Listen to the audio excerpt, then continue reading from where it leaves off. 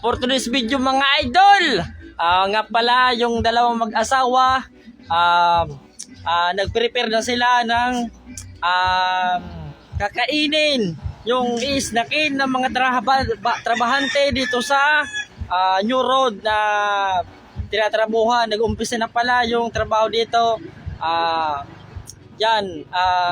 Kapag nagutom sila na mga quarter to G's 10, kakain na sila. Ito pala yung mga ricado ng mga niluluto nila mga idol. Niluto sila ng pansit. Pansit nga pala mga idol, pampahaba natin siya sa buhay mga idol. Huwag natin ismulin ang pansit. Laking tulong yan sa atin sa pang-almusal natin palagi. Nakakain na ba kayo niyan mga idol?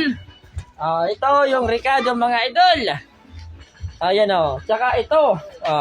Di ko na sasabihin sa inyo mga idol kasi alam nyo na to. Di ko na explain sa'yo. Huwag na. Ito pala yung mga bata dito. Hindi ko na sinasabi tapos sinabi pa niya. Ang daya naman ni Maxine. Tapos ano pa to? Gulay! Anong gulay? Anong gulay? Repolyo! Repolyo! Repolyo daw mga idol! Nice! Apir! Yan repolyo daw mga idol. May asin daw! Ano po yun? Carrot! May carrot! Yan na mga idol!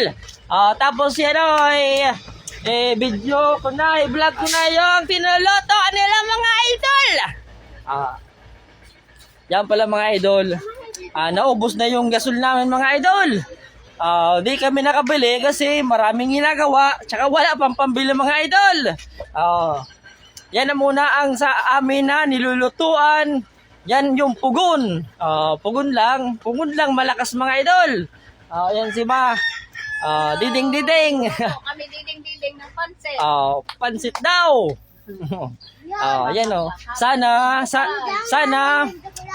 maubos to. Sana may bumili o kumuha man lang na kasi nagsimula pa lang ngayon sila diyan sa baba.